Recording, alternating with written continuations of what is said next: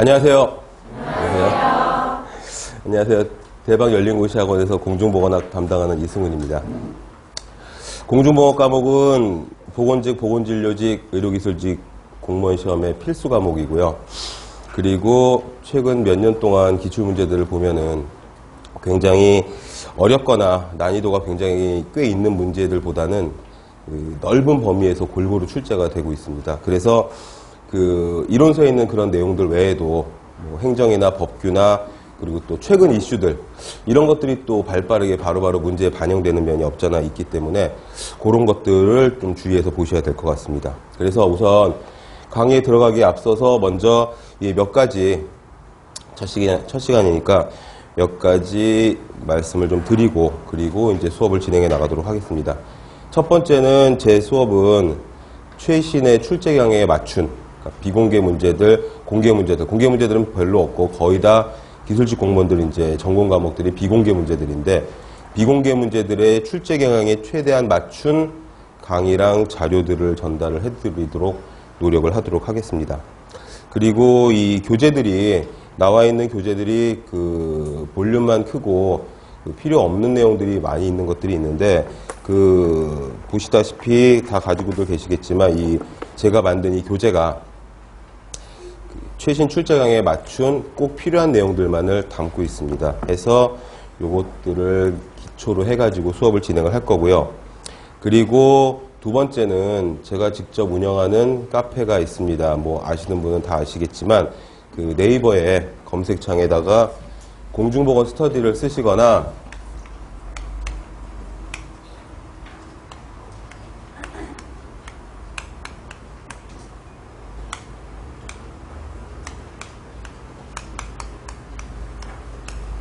PH 엑스퍼트를 쳐서 들어가시면은 카페가 나오거든요. 이 카페에 질문 게시판에 질문을 올려주시면 제가 하루에 2번 이상씩 들어가서 체크를 하고 답변을 달아드립니다. 그래서 안 풀리는 문제나 이해가 안 되는 부분들 올려주시면 바로바로 답변이 올라가고요. 그리고 가입만 하시면 누구든지 바로 활동이 가능하시니까 거기를 통해 가지고 질문 대답 외에도 최신 자료나 법령, 업데이트된 내용들을 전부 다 올려드리니까 꾸준하게 올려드리고 있습니다. 그래서 그 부분을 적절히 이용하시면 도움이 되실 것 같습니다.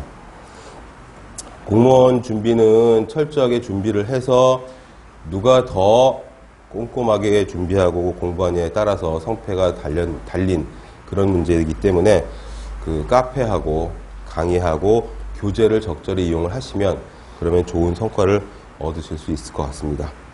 그리고 이제 두 번째로 과목에 대한 소개를 좀 먼저 해야 될 것 같습니다.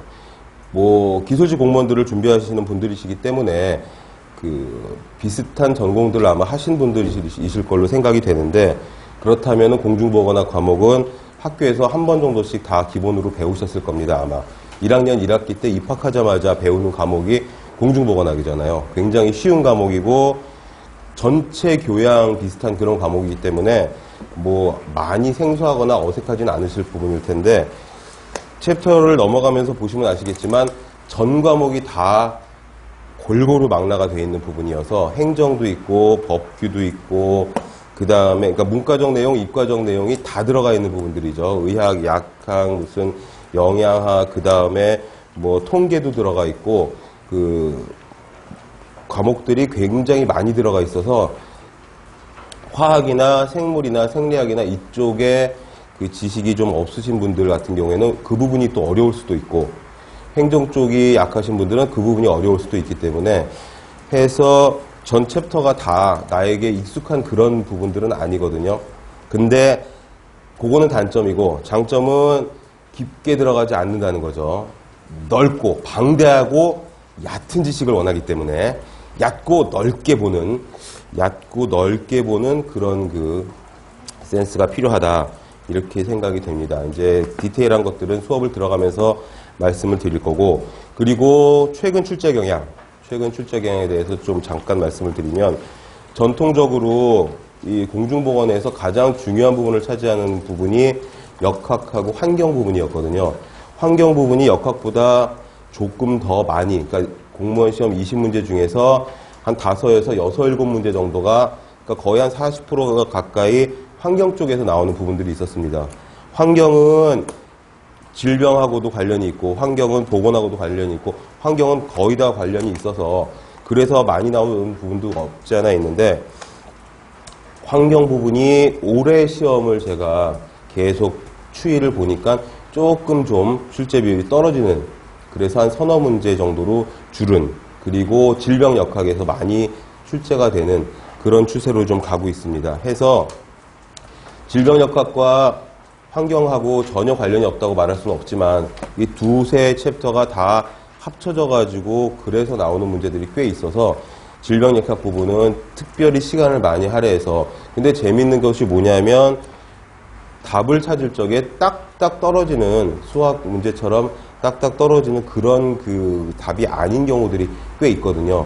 그러니까 한 보기를 4개 놓고 하나하나 소거해 가면서 그러면서 답을 유추해야 되는 그런 문제들도 꽤 있습니다. 질병의 전파라든지 질병이 숙주에게 들어와서 감염을 시키는 경로라든지 상태가 100이면 대한 100 다 똑같지 않거든요. 사람이 100명 앉아 있으면 케이스가 100가지입니다. 그러니까 내가 공부한 그리고 수험생 여러분들이 가장 많이 헷갈리시는 부분이 뭐냐 하면 내가 모르는 부분이 아니라 내가 전공을 했거나 내가 공부를 많이 했거나 내가 익히 잘 아는 부분이 더 헷갈린다는 거죠. 내가 알기 때문에 깊이 생각을 하면은 이거는 답이 아닌 것 같은데 싶은 그런 부분들이 있거든요. 최대한 본인의 성향을 자제하시고 최대한 문제와 싸우지 않는 한도 내에서 이 문제에서는 답이 이거겠구나 하는 그런 어떤 열린 마음으로 그쵸? 마음을 활짝 열고 문제를 푸셔야 됩니다.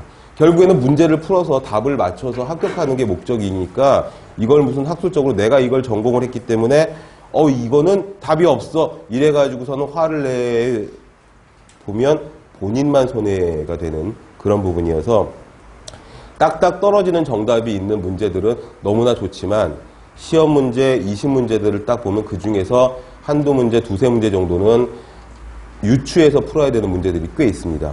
해서 문제들도 요즘에는 가장 맞는 것은, 가장 옳은 것은 뭐 이런 식으로 답이 문제를 풀기도 하죠. 그러니까 문제 자체도 그런 식으로 나오기 때문에 답을 찾으실 적에도 이 중에서는 가장 가까운 것이 이거구나 하는 그런 생각을 가지고 문제를 푸시면 좋을 것 같습니다. 그리고 이제 마지막으로 저희 학원에서 이제 그 공중보건학을 저하고 이제 그 다른 또 강좌가 또 있지 않습니까? 그 김영우 교수님 강좌가 있는데 그 특성이 다 들어보신 분들은 아시겠지만 특성이 달라서 중간에 이제 선택을 하시는 분들이 아마 계실 거예요, 아마. 그런데 이 반복하는 의미에서도 그렇고 서로 보완해내서 그 합격 수기들도 보면은 그런 부분들이 많이 올라오거든요. 그래서 서로 보완이 되는 그런 부분이 있기 때문에 방금 말씀드렸다시피 방대한 내용을 얕게 보는 거기 때문에 방대한 내용을 꼼꼼히 보기에는 두 강좌를 다 들으시면서 그 보충을 해 나가시는 그런 부분이 아마 필요할 것 같습니다. 그래서 이 정도 말씀을 드리고 1장부터 진도를 나가보도록 하겠습니다. 1장 보시면 공중보건학의 이해고요. 이 부분이 저는 이제 수업을 하면서 계속 그 여지껏 출제되었던 경향에 대해서 말씀을 드리면서 그러면서 그 포커스를 거기다 맞출 거예요. 1장에서는 항상 한 문제 내지는 두 문제씩 20문제 중에서 한두 문제는 꼭 이 챕터에서 출제가 되고 있습니다. 하니까 개론이죠, 개론. 이 과목의 개론인데 이 부분에서 기본적인 문제가 한두 문제가 출제가 꼭 되니까 여기서 기본적인 문제라고 하는 거는 누구나 다 맞출 수 있는 그런 문제라는 거죠. 이제 수업 시간에 이 부분은 서비스다. 그러니까 수험생들의 평균을 높이기 위한 그런 문제가 이 부분에서 출제가 된다고 이제 말씀을 드릴 거예요. 자, 먼저 공중보건학의 이해를 보시면 개념이 나옵니다. 공중보건학의 정의가 있고 그 밑에 건강의 정의가 있는데 공중보건학을 학교 때 아마 들어보신 분들은 아마 첫 시간에 WHO의 건강의 정의를 먼저 배우셨을 거고 거의 모든 교수님들이 다 중간고사 문제로는 WHO의 건강의 정의를 쓰라든가 제가 배울 적에는 대학교 1학년 1학기 때 이거를 영문으로 외워가지고 주관식으로 쓰라 그러셨거든요. 그래가지고 막 외웠던 기억이 나는데 굉장히 의미가 있는 부분입니다. WHO의 건강의 정의는 꼭 기억을 해두시고, 그리고 그 위에는 윈슬로우 교수의 공중보건학의 정의가 굉장히 많이 나옵니다. 그러니까 예전에는 WHO의 건강의 정의가 많이 출제가 되었다면 최근에는 윈슬로우 교수의 공중보건학의 정의가 꽤 많이 나오니까 이거는 한자 한자 다 꼼꼼하게 읽어두시고 숙지를 해 주셔야 됩니다. 따옴표로 묶어놓은 부분을 보시면 지역사회의 공동노력, 질병 예방, 그 다음에 생명 연장, 질병을 예방하고 생명을 연장하는 부분, 그 다음에 신체적인, 그 다음에 정신적인 효율까지도 증진시키는 기술, 과학 이렇게 되어 있습니다. 한자 한자가 다 문제에 번호를 붙여가지고 보기로 출제될 수 있다라고 염두에 두시고 어떻게 말을 바꿔가지고 틀리게 헷갈리게 문제가 출제될지 모르니 이걸 꼼꼼히 잘 봐두셔야 되겠죠. 그리고 건강의 정의의 용어 해설 보시면은 WHO의 건강의 정의는 신체적으로만 튼튼한 게 아니라 정신적, 육체적, 사회적으로 전부 다 안녕한, 여기서 이제 웰비잉에 대한 내용이 나오는데, 웰비잉은 국내에서도 굉장히 화두가 되었었던 그런 내용이기 때문에 잘 아시겠지만, 거기 용어 해설을 보시면은 역할과 기능을 충실히 수행할 수 있는 이 부분이 이제 키워드가 되겠습니다. 생활 개념이다 이렇게 됩니다. 그리고 그 밑에 클로드 버나드의 정의가 또 나와 있습니다. 이분은 항상성에 대해서 이야기를 했죠. 항상성은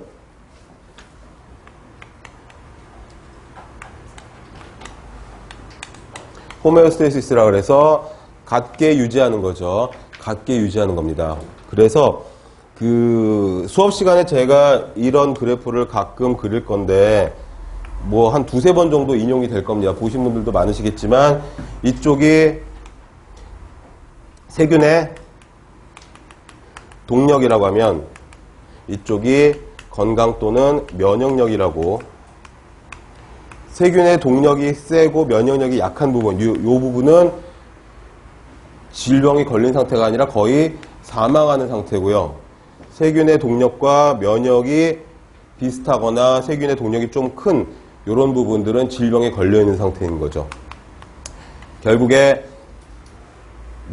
병원성 미생물의 세균의 동력이 약하고 면역력이 큰 파트, 이 부분이 이제 건강한 부분이다라고 이야기를 할 수가 있는데, 이걸 항상성과 같이 연결해서 생각을 하시면 이런저런 질병이라든지 감염병이라든지 건강이라든지 보건이라든지 이 공중보건학에서 나오는 여러 가지 내용들을 이해를 할 적에 도움이 되실 겁니다. 완전 무결하게 무균 상태에서 우리가 건강한 것이 아니라 미생물들이나 발암성 물질이나 화학물질이나 중금속이나 이런 것들은 어디에나 다 있거든요. 그렇죠. 이렇게 사람들이 많이 모여있는 데서는 누가 어디서 왔는지 어떻게 알겠어요. 그렇죠. 나만 건강하고 나만 깨끗하고 나만 딱 무슨 결벽증 환자처럼 무균 상태라고 해서 질병에 안 걸리는 게 아니라는 거죠. 감기가 추워서 걸리나요? 감기는 추워서 걸리는 게 아니죠. 감기는 피곤할 때, 스트레스 많이 받았을 때, 면역력이 떨어졌을 때. 왜? 감기 바이러스는 세균이 아니기 때문에 어디에나 다 있거든요. 겨울철에만 있는 게 아니라, 건조할 때만 있는 게 아니라 사시사철 365일 24시간, 뭐 편의점도 아니고 다 있는데 그 와중에 나의 어떤 면역력과 균형을 이루고 내가 이걸 억누르고 있을 때 생기는 것이 건강한 것이지, 이게 약간, 그러니까 쉬는 시간에 잠깐 엎드려서 피곤해서 너무 저기에서 잠깐 엎드렸다 일어나는데 뭐 쑤시는 것도 같고 아픈 것도 같고 으실으실하면 그때 몸살이 걸리는 거죠. 그러니까 이 부분을 이 면역력과 질병의 동력과의 관계를 생각을 하시면 이해가 되는 부분들이 굉장히 많이 있습니다. 항상성도 그겁니다. 밑에 있는 도표를 보시면 항상성 유지 영역, 유지 투쟁 영역, 실패 영역 뭐 똑같네요. 이거를 좀 더 간단하게 단순하게 그린 도표가 이거라고 생각을 하시면 되겠습니다. 건강 영역, 반건강 영역. 그러니까 끊임없이 인체의 면역력이, 저항력이 불순분자들과 싸우고 있는 거죠. 이거는 병원성 미생물이 될 수도 있고 화학물질이 될 수도 있고 각종 공해물질이 될 수도 있고 뭐가 될 수도 있는데, 아무튼 우리가 건강을 유지하려고 싸우고 있다라는 거죠. 항상성 유지를 실패하니까 사망이 되는 거죠. 예, 거기 뭐 숫자 같은 것들은 크게 중요하지는 않습니다. 이거는 그냥 예, 저기를 상대적으로 비교를 해놓은 거니까. 다음 페이지에 보시면은 WHO의 헌장에 대해서 나와 있는데 WHO는 공중보건학에서 가장 중요한 그런 부분 중에 하나겠죠. 여기 보시면 1번에 아까 제가 예전에 외웠었던 뭐 예전이라고 그러겠죠. 뭐 1학년 때니까 얼마 안 됐겠죠. 예. 예전에 외웠었던 그런 예. 지금도 막 기억이 나는 것 같아요. 이런 공중보건학의 이 정의가 영어로 나와 있고 그런데 98년도에 현대적 정의에서 마지막 끝에 영적 복지까지도 영적 건강까지도 이 부분이 스피리추얼 헬스라고 그래가지고 스피리추얼 웰빙이라고 그래가지고 굉장히 논란의 소지가 많이 있고 사실 이거를 검색을 해보시면은 이렇게 저렇게 해석을 여러 가지로 해놓은 그런 부분들이 아마 있을 겁니다. 스피리추얼 웰빙은 여기 책에서는 이제 영혼의 건강까지 포함하겠다는 그런 개념인데 앞에 그 WHO의 건강의 정의를 보시면 정신적, 사회적으로 안녕한 완전한 상태 이렇게 되어 있으니까 중복되는 게 아니냐 우리 그 말의 뉘앙스로 보면 그래서 어떤 사람들은 어떻게 표현을 하냐면 여기서 얘기한 스피리추얼 웰빙은 이 사람들의 어떤 종교적인 차이에 따라서 차별받지 않을 그런 그 웰빙까지도 포함을 하는 거다라고 이야기를 하는 그런 내용들도 있습니다. 그것도 같이 염두에 두시기를 바라고요. 그 밑에 보시면 건강의 주요 결정 요인 이게 아무것도 아닌 것 같은데 시험에 이 1장 부분에서 시험에 잘 나오는 부분이고 이게 그 굉장히 헷갈릴 수 있는 그런 부분들이 됩니다. 여기 보시면 우리가 건강의 결정 요인, 우리가 건강하게 살 수 있는 그런 요인이 어떤 것들이냐 하고 나와 있는데 첫 번째 그 동심원의 가장 가운데를 보시면 연령이나 성이나 제도적인 요인들 일반적으로 연령별, 성별, 그 다음에 유전적인 소인은 여기 지금 들어가 있지가 않은데 그런 것들이 가장 큰 요인이라고 이야기를 많이 하거든요. 요건 이제 전반적인 그 주변 상황들을 이야기를 한 겁니다. 그리고 두 번째 칸에 있는 게 개인의 라이프 스타일. 요즘에 나오는 질병들은 감염성 질병들은 웬만큼 다 케어가 된다고 컨트롤이 된다고 생각을 하고요. 물론 컨트롤을 못해가지고 메르스 사태가 퍼지기는 했지만 아무튼지간에 의학이 발달해서 감염성 질환들, 그러니까 미생물에 의한 질환들은 웬만큼 컨트롤이 된다고 생각을 하고 요즘에 출제가 많이 되고 요즘에 문제가 많이 되는 게 퇴행성 질환인 거죠. 이게 무슨 글자냐?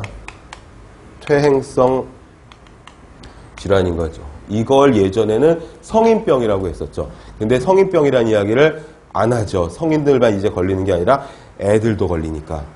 그래서 현장에서 보건소나 이런 데서 하는 사업들을 쫓아가서 보시면은 뭐 소아 비만 캠프, 소아 당뇨 교실 뭐 이런 것들이 있거든요. 그러면은 완전 초딩들이 어린 초딩들이 가방 메고 다니는 초딩들이 막 뭐 뒷목에 햄버거도 접히고 빅맥이 2개씩 접히고 막 근엄하죠. 뛸 수가 없어요. 혈압이 높아서 고혈압, 동맥경화, 당뇨 다 가지고 있거든요. 그래서 이제는 퇴행성 질환, 만성 질환이라고 이야기를 하는데 얘네들은 감염성 질환이 아닙니다. 뭐 한간에는 인터넷에서는 뭐 비만도 전염이 된다고 뭐 보균자야 내가 그러면은 암튼 비만도 전염이 되는 전염성 질환이라고 하는데 암튼 전염성 질환과 퇴행성 질환은 구분을 해서 우리 시험에서는 생각을 해야 된다는 거죠. 이걸 차이를 물어보는 문제가 꽤 많이 나오고 헷갈려서 얼핏 잘못 생각하면 실수를 할 수 있는 그런 문제고 이런 문제들을 실수를 하시면 안 된다는 거죠. 정말 20문제 중에서 분석을 해보면 변별력을 주기 위한 문제가 한두 문제, 두세 문제 정도 보이거든요.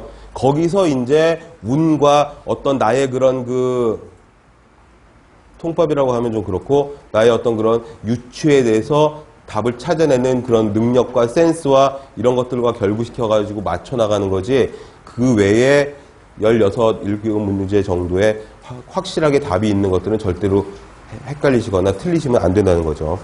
뭐 일단은 제 수업을 들으시면서는 그 공중보건학에서 만점을 맞을 수 있도록 제가 수업을 할 건데, 만점을 목표로 해서 뭐 한두 개 정도 틀리면은 뭐 괜찮겠죠. 일단은 그렇게 생각을 하시고, 이 개인의 라이프 스타일, 이 퇴행성 질환이 뭐냐면 이게 생활 습관병이라는 거죠.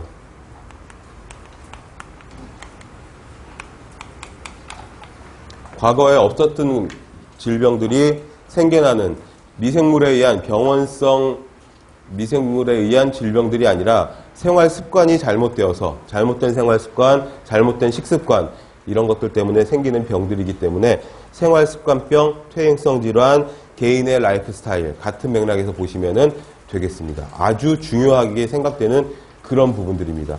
에이즈 환자도 죽지 않고 완치가 되고 그러는 마당에 이런 퇴행성 질환으로 사망하는 경우가 훨씬 더 많다라는 거죠. 그리고 한국인 사망 원인 1위가 뭐죠? 암이죠. 한국인 사망 원인 1위가 부동의 1위가 거의 10년 넘게 암인데 암 발병의 원인 중에 70% 이상이 스트레스나 생활 습관이라는 그런 통계들이 또 있습니다. 그렇기 때문에 개인의 라이프 스타일, 그 다음에 사회 및 지역의 네트워크, 이거는 산간벽지 오지에 살고 있다든지 아니면 하고 있는 일이 질병에 걸리기 쉬운 그런 힘든 일이라든지 뭐 이런 것들이 들어갈 수가 있겠고, 그 다음에 거기 노동환경이니 생활 및 노동환경, 실업, 물과 위생, 보건의료 서비스, 주거 해가지고서 쭉 우리가 배울 내용들이 들어가 있고, 그 다음에 전반적인 일반 사회, 경제, 문화, 환경, 그 바깥의 원하고 그 앞에 있는 원하고는 같은 걸로 생각을 하셔도 되겠습니다. 그러니까 공중보건학이라는 건 나 혼자 잘 먹고 잘 살자는 게 아니라 일반 대중들이, 커뮤니티가, 국가가, 전 세계가 같이 다 건강하게 가자는 내용이기 때문에 이런 내용들이 다 그 공중보건학의 범주에 들어가니까 그 시야를 좀 더 넓게 보시고 이 폭넓은 그런 그 사고를 해야 되겠다, 그런 그 생각으로 보시면 되겠습니다. 그 밑에 있는 공중보건의 목적, 앞에서 봤었던 윈슬로우 교수의 공중보건의 목적과 다름 아닙니다. 질병 예방, 수명 연장, 건강과 효율 증진, 이렇게 나와 있고요. 실행 방법은 공중보건학은 개인이 절대로 아니어서 조직적인 지역사회의 공동노력, 이렇게 되는 거죠. 공중보건학에서는 개인이 철저히 배제가 되는 집단의 내용입니다. 절대적인 집단의 내용. 그리고 최소한이 지역사회이니까, 그러니까 절대적으로 개인이 아니라는 거죠. 그 지역사회 커뮤니티라는 것은 일상생활을 같이 영위하는, 그리고 공동 관심사를 가지고, 커뮤니티는 그래서 그 분류에 따라, 카테고리에 따라서 굉장히 많이 달라질 수가 있겠죠. 국내에도 굉장히 많은 그런 관심사를 같이 하고 있는 커뮤니티들이 되게 많고, 거의 동호회 천국이잖아요. 그리고 우리 요 강의실도 커뮤니티라고 할 수가 있겠죠. 공동의 관심사와 목적을 가지고 모여 있는 거니까. 해서 옆에 페이지에 보시면은 대상은 지역사회 전체 주민, 나아가서 전 국민, 그리고 WHO에서는 전부 다, 전 세계인을 다 이야기를 하는 겁니다. 그리고 공중보건학에서는 사람 이름이 굉장히 중요해서 그 사람과 그 사람이 어떤 시기에 어떤 일들을 했는지를 다 체크를 해서 알아두셔야 됩니다. 이 부분은 그냥 외우시는 수밖에 없고, 외우는 수밖에 없다고 하는 부분이 가장 쉬운 부분이라는 걸 좀 공부를 하시다 보면 아시게 되시겠죠. 그냥 외워서 답이 나오는 건 너무나 쉬운 거죠. 외웠는데도 불구하고 뭔가 이해를 해야 되고 뭔가 찾아야 되고 이런 부분들은 굉장히 까탈스러운 부분이어서 사람 이름과 연도와 그 사람이 했던 일들을 따박따박 외우는 거는 아주 쉬운 부분이니까 뭐 쉽다고 생각해야 쉽습니다. 그렇죠. 할 수 없는 건 아닌 거죠. 우리가 생각이 없는 거지. 생각을 하면 가능한 겁니다. 그러니까 항상 제 좌우명이 거거든요. 생각을 안 해서 그런 거지 시작을 하면 할 수 있다라는 거죠. 그래서 시작을 하는 겁니다. 여기서부터 앤더슨의 공중보건 행정수단 해가지고 공중보건 사업, 이 사업이라는 말이 들어가면은 위에서 강제적으로 하는 그런 내용입니다. 개인이 하는 그런 사업이 아니라 위에서, 국가에서, 정부에서, 커뮤니티 단체장이라든지 이런 데서 시행하는 그런 사업을 말합니다. 첫 번째는 보건행정이죠. 보건 서비스에 의한 봉사행정. 예를 들어서 뭐 여러 가지가 다 있을 수 있습니다. 그냥 비근한 예를 들어서 동네에 공원을 만들고, 동네에 공원을 만드는 게 무슨 보건행정이야 하겠지만 동네에 공원을 만들고, 공원이 생기니 집에 앉아서 TV 보던 사람들이 산책을 하러 나올 수가 있겠죠. 산책을 하러 나와서 좀 걷다 보면 건강이 좋아질 수가 있겠고, 시간을 효율적으로 쓸 수가 있겠고, 그리고 좀 더 건전한 생각과 정신과 그런 저기를 가질 수가 있겠죠. 공원이나 놀이터에 운동기구를 그러면 하다가 잠깐씩이라도 해보고, 그런 운동기구를 통해서 건강을 찾을 수도 있겠죠. 그 외에 또는 통계를, 이 공중보건에서는 통계가 굉장히 큰 부위를 차지하는데, 수술 건수라든지 치료 건수라든지 건강보험공단에서 잡히는 그런 통계를 바탕으로 해서 어느 동네는 어떤 질병으로 병원에 내원한 환자들이 많았다든가 이런 통계를 가지고 이런 사업을 해가지고, 또는 어떤 지역에서는 혼자 사시는 노인분들이 많으셔서 혼자 사시는 노인분들은 병원을 자주 가시거든요. 뭐 잘 모르시겠죠. 여러분들은 병원을 자주 안 가시니까. 젊으면 뭐 저만 해도 1년에 한 번 갈까 말까인데, 동네에 있는 병의원급의 병원들을 가보시면 할아버지 할머니들이 계시다는 거죠. 건강보험공단에서 그 지정을 하는 진료 일수가 1년에 180일인가 그렇잖아요. 그거를 오버해서 1년에 180일이면 거의 6개월이잖아요. 그걸 오버해서 병원을 다니시는 분들이 많거든요. 근데 건강보험은 사회보험이어서 전체적으로 다 같이 부담을 하는 거니까, 병원을 가는 인구가 많아지면 못 가게 할 수는 없으니까, 그러면 전반적으로 부담이 다 같이 증가하고, 그런 것들을 행정적인 차원에서 사업을 통해 가지고 줄이자. 그래서 다 같이 부담을 줄이고 다 같이 건강하게 잘 살자. 이런 내용들이죠. 그리고 두 번째가 보건교육이 됩니다. 여기서 얘기하는 보건교육은 그 문제를 이렇게 저렇게 꽈가지고 내는 경우들이 되게 많은데, 보건교육에서는 목적이 뭐냐면 행동의 변화를 일으키는 걸 목적으로 삼습니다. 그러니까 교육을 받고 술과 담배는 나쁘니까 하지 마세요라든지, 술, 담배를 끊고 운동을 하세요라든지, 뭐 이런 교육과 홍보와 이런 것들을 받아가지고 어떻게 행동을 변화시키는 겁니다. 그래서 술과 담배를 줄이고 좀 더 나가서 TV를 끄고 나가서 좀 걷고, 여러분들은 TV 안 보시잖아요. 그쵸? TV도 안 보니까 뉴스도 안 보시잖아요. 근데 뉴스에서 최근 이슈들이 되게 많이 나오거든요. 공중보건에 대한 이슈들이 꽤 많이 나오거든요. 그걸 제가 다, 저는 TV를 많이 보니까 항상 틀어놓고 사니까, 하다못해 장거리 운전하면서 다닐 적에도 항상 틀어놓고 다니니까, 이 TV 말고 팟캐스트 같은 거를, 그러니까 최근의 이슈 같은 것들, 그런 것들을 뽑아가지고 그때그때 말씀을 드리고, 그런 이슈가 터지면은 바로바로 뭐가 되냐면 법령이 바뀌어요. 법이 바뀌면 바뀐 법이 출제가 될 확률이 높겠죠. 옛날 법보다는. 그래서 법제처를 항상 즐겨찾기를 해놓고, 핸드폰이나 뭐 노트북이나 이런 걸로 계속 들락날락 하면서 바뀐 법들을 그때그때 프린트나 아니면 수업시간이나 이런 것들로 끼워가지고 뽑아가지고 알려드리고, 카페에 자료실에 올려놓고 해드립니다. 메르스 사태가 퍼지고 나서 질문박에 많이 올랐던 게, 메르스가 몇 군이냐, 메르스가 법정 감염병에 있기는 있느냐, 뭐 모른다는 거죠. 근데 있었어요. 2011년, 12년부터 있었거든요. 근데 법정 감염병 표에는 안 나와 있어요. 안 나와 있는데 그 안에 들어있는 게 뭐냐면 급성 호흡기 증후군이라든지 아니면 그 외래 감염병 쪽에 들어가서 세부 메뉴로 들어가면 메르스가 들어있거든요. 그런 것들을 찾아가지고 알려드리도록 하겠습니다. 보건교육에서는 뭐 행동의 변화를 추구한다.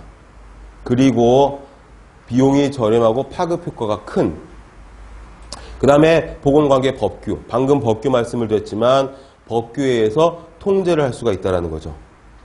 공권력을 행사해서 통제를 할 수가 있는 것이 법규 쪽입니다. 법규가 그래서 심하게는 1년에 두세 번 이상 바뀌는 그런 경우들도 있습니다.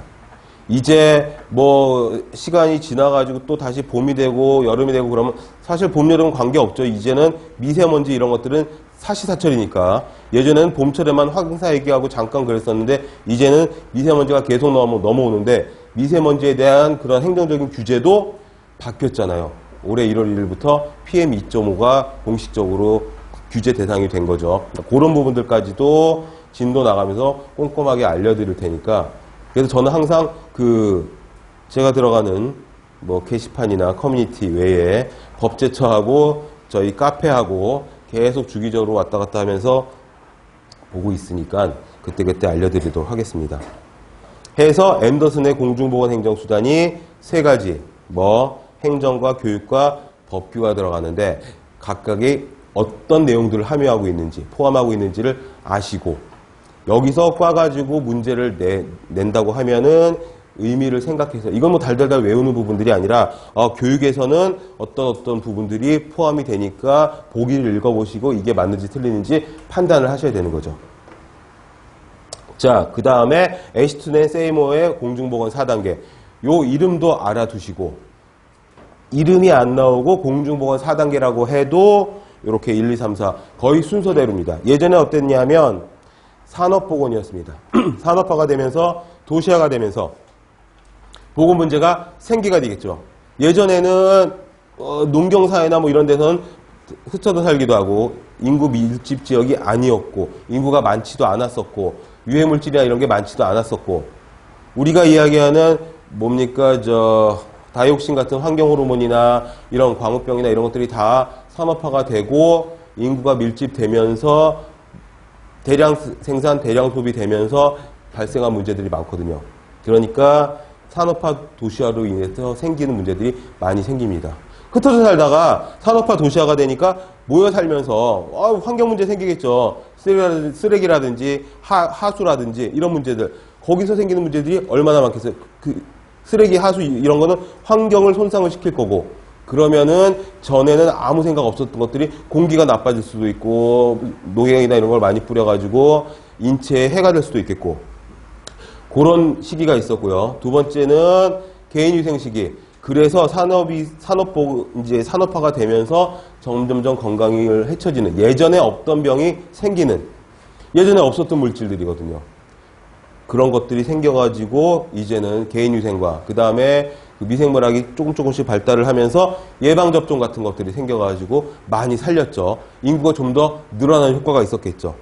그리고 나서 이제 끝까지 발달을 하는 겁니다. 과학기술과 의료기술이 발달을 해가지고 이제는 못 고치는 병이 없다. 뭐 이렇게 되는 뭐 3D 프린터로 장기도 만들어가지고서는 뭐 저기를 하고 뭐 새 부리도 만들어주고 막 이랬다면서요. 하나 사야 되겠어. 이 조금 지나면요 3D 프린터가 완전 싸져가지고 한 200불 수준에서 가정에 보급이 된대요. 그걸 왜 보급을 하려는지 모르겠지만 우리 집엔 프린터도 없는데 그냥 2D 프린터도 없는데 3D는 어디다 쓰려는지 모르겠지만 아무튼 생긴답니다. 그래서 치료약이 전성기가 돼서 못 고치는 병이 없어지고 그 다음에 이제 신공중보건학 시기 이제는 몸이 아파가지고 그러니까 하드웨어가 아파가지고 하드웨어를 고치고 이런 시기는 지나서 뭡니까? 라이프 스타일, 정신적인 건강, 환경공해, 생태적인 요인 이런 것들까지도 다 두루두루 보자. 이런 것들을 다 컨트롤 해가지고서는 그래서 웰빙 하자라는 그런 내용이 됩니다. 그래서 산업보건, 개인위생, 치료의학, 신공중보건 시기를 순서대로 이 부분에서도 문제를 꽈서 내기가 쉽거든요. 그러니까 이 순서를 산업화가 되고 개인위생을 하고 예방접종을 하다 그 다음에 과학기술이 발달하고 그런 다음에 이제 뭐 못 고치는 병이 없어지고 그게 다가 아니다. 하드웨어가 다가 아니다. 이제 전반적인 생활이라든지 정신적인 문제라든지 이런 것들까지 전부 다 보자. 그리고 지구 환경까지도 같이 보건에다 집어넣고 봐야 되지 않느냐. 뭐 이런 내용이 되는 겁니다. 자, 그 밑에 보시면은 공중보건학과 관련되어 있는 관련 학문들이 나와 있습니다. 전통의학과 공중보건학에 비교해가지고 과거에 이런 문제들이 좀 나와 있습니다. 그러니까 제가 가지고 있는 공중보건학 문제가 완전 제가 끌어모을 수 있는 건 전부 다 끌어모아가지고 그런 거 어떤 그 자료에 대한 다 보지 않더라도 왜 끌어모으고 나면은 안심이 되는 그런 게 있죠. 뭔가 마음의 위안이 되고 그래서 보지도 않으면서 막 쟁여놓고 근데 공중보거나 기출문제들은 정말 아주 과거의 문제서부터 제가 끌어모을 수 있는 건 다 끌어모아 놓고서는 들여다보면 예전에 이런 문제들이 좀 있었어요. 전통의학과 공중보건학이 어떻게 다른지 좀 클래식한 문제죠. 최근에는 출제가 그렇게 많이 안 되고는 있는데 재밌는 게 뭐냐면 이게 좀 사이클이 있어가지고 도는 것 같아요. 그래서 7, 8년이나 한 7, 8년 사이클로 7, 8년 전에 문제가 리바이벌 돼서 나오기도 하고 재밌는 게 뭐냐면 문제를 그래서 왕창 많이 풀어보시면 도움이 되시는 게 어차피 문제은행이라는 거죠. 새로운 문제가 나올 수가 없어서 아까 시작 시간에 잠깐 그 말씀을 못 드렸는데 이게 문제가 다 고갈이 되는 거죠, 이제. 그래서 비공개로 하는지도 모르겠어요. 그래서 관련 학문들이 얼마나 많습니까? 이 안에. 그 관련 학문들에 들어있는 다른 어떤 자격증이나 면허증이나 그런 국가고시 문제들이 또 뽑혀가지고 공무원 구급시험에 나온다는 거죠. 바로 올해 있었던 6월 27일 날 봤던 시험이랑 그 전에 있었던 공개 문제랑 보면은 아주 재미있게 영해사 면허 국가고시라든가 아니면은 위생사 문제라든가 무슨 그쪽 전공, 환경 쪽 전공의 산업기사 문제라든가 이런 데서 뽑혀서 출제가 된 문제들이 있었더라는 거죠. 그것도 아주 똑같이. 더 재밌는 건 한 10년 전, 15년 전쯤 문제들 있죠. 2000년, 2003년 서울시 문제 이런 문제들이 리바이벌 돼서 눈을 씻고 이게 뭐야 하고 봤더니 정말 글자 한자 안 틀리고 똑같은 문제들도 가끔 있으니 무슨 얘기를 하려고 이렇게 길게 하는 거냐면요. 다 봐야 된다는 거죠. 최근 경향도 봐야 되고 예전 문제도 봐야 되고 우린 다 봐야 된다는 거. 그래도 그렇게 시간이 많이 걸리지 않아요. 괜찮습니다. 다른 과목들은 어떻게 하라고 이것만 가지고 이야기를 하느냐 이렇게 생각하지 마시고 보다 보면 비슷하고 중복된 문제들이 있으니까 보다 보시면 이렇게 감이 잡혀가지고 어떤 그 물고기 뼈에 굵은 등뼈에 이렇게 가시가 다다다닥 나오는 것처럼 쫙 분산이 돼가지고 아마 체계가 이렇게 어느 순간 잡히시게 될 겁니다. 거기까지 이제 같이 가는 거죠. 자, 전통의학은 개인입니다. 개인. 그리고 치료죠. 치료. 대증요법이라고 하죠. 대증요법. 들어보셨죠? 머리가 아파요. 열이 나요. 콧물이 나요. 증상을 가지고 거기에 맞춰가지고 치료하는 걸 대증요법이라고 하죠. 이게 전통의학의 본질이면 질병치료, 그 다음에 책임소재나 연구대상은 다 개인입니다. 개인. 그런데 공중보건학은 예방이죠. 예방. 예방은 공중보건학의 가장 큰 키워드입니다, 이게.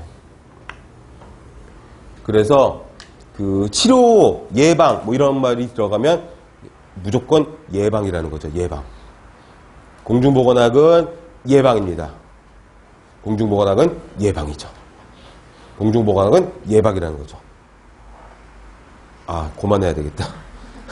예전에 이런 식으로 자폐 흉내를 내면서 막 순보문쯤 했더니 렉이 걸린 거 아니냐고 동영상에서 그리고 카페 게시판에 아직도 합격한 사람들도 글을 올리면서 또는 메일이나 쪽지를 보내면서 그것 때문에 생각하면 아직도 웃고 있다.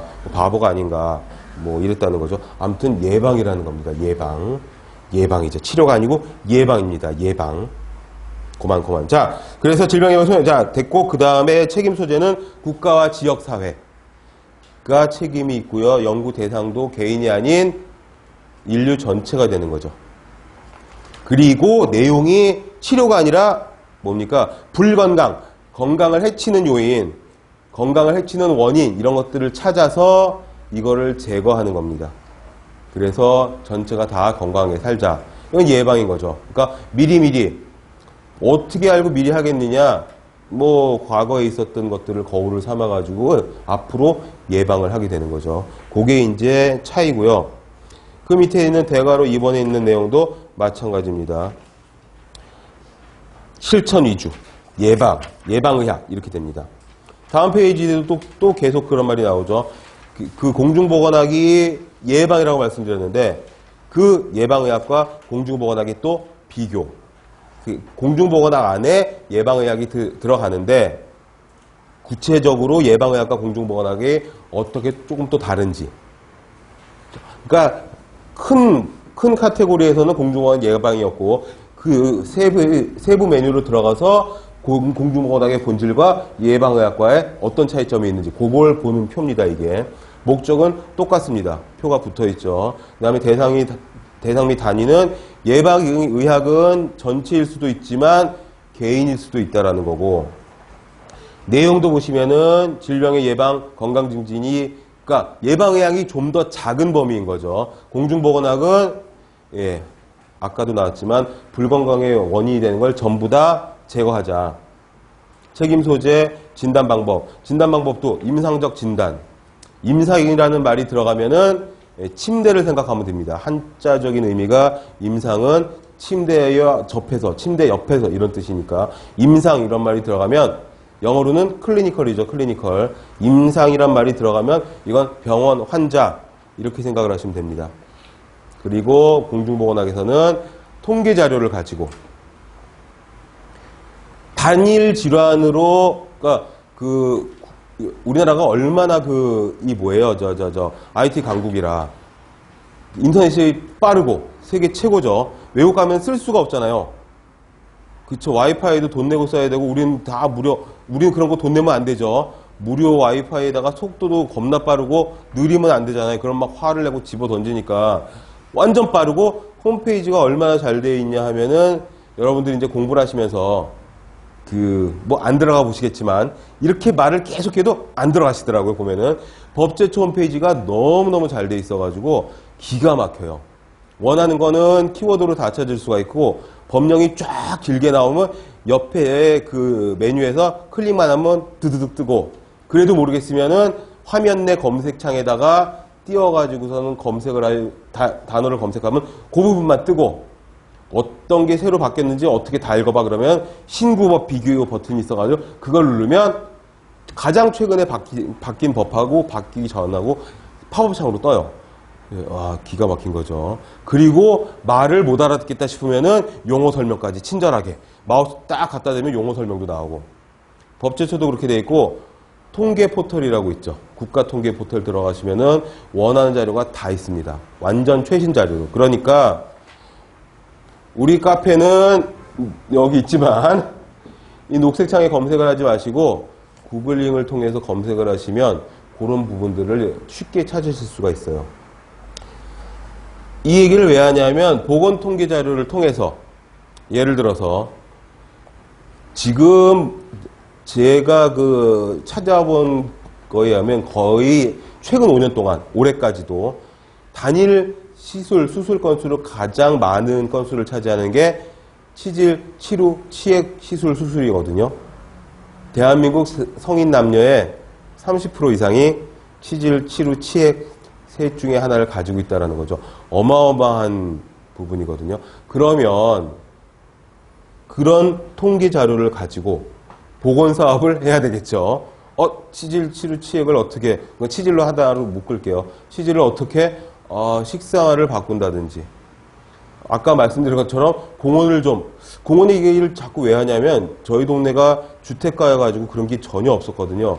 근데 그래가지고 신도시에 아파트 사는 그런 후배들이나 친구들 집에 가면은 막 부러운 거죠.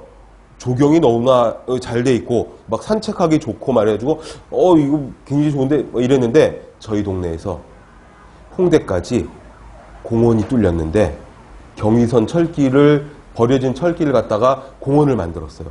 시냇물을 흐르게 하고 나무를 심고 조명을 해놓고 벤치를 해놓고 기가 막힌 거죠. 지난여름에 더웠잖아요.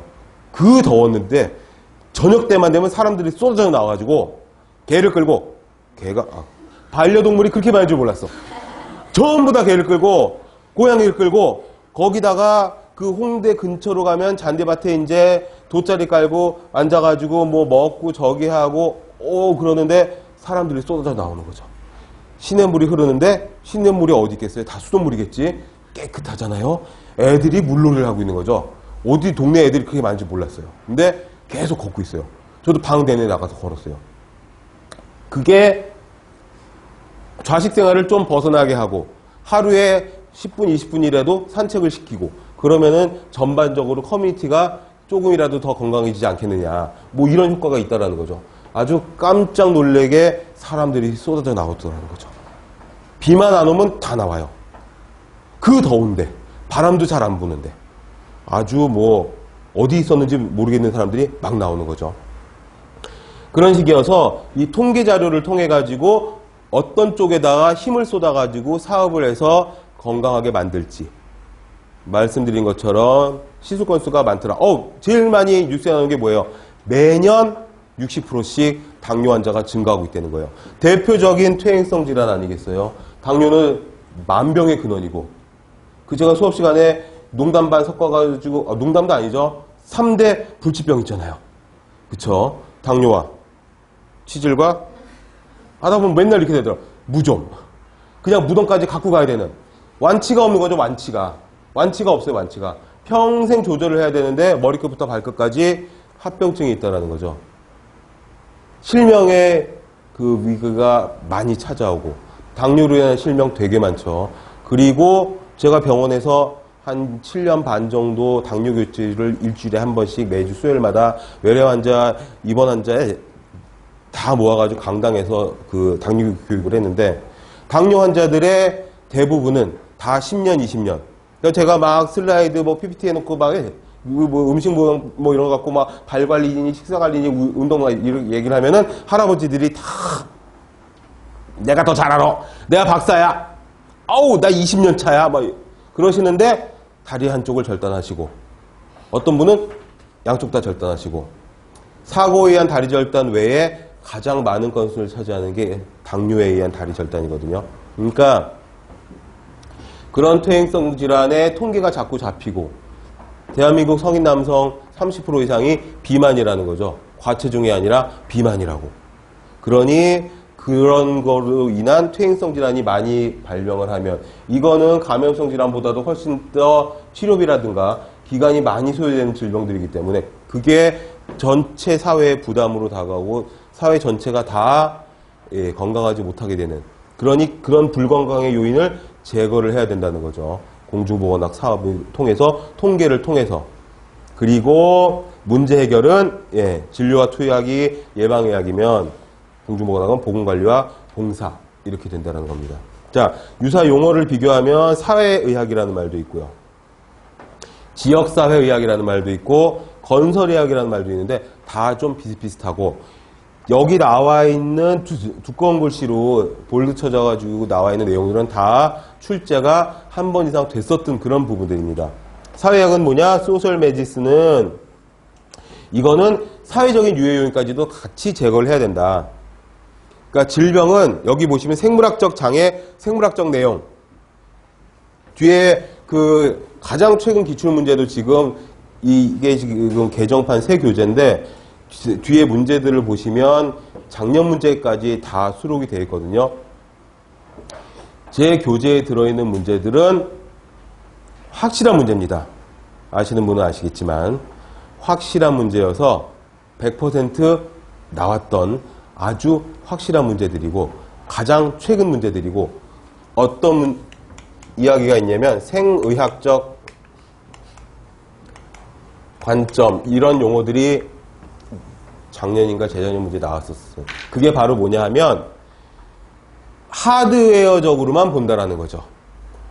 질병의 발생과 감염과 뭐 치료와 이런 것들을 하드웨어적으로만 보는 거를 그러니까 걸려서 아프고 열이 나고 뭐 이런 거 그런 것만 보는 게 생의학적 관점인데 사회학은 뭐냐?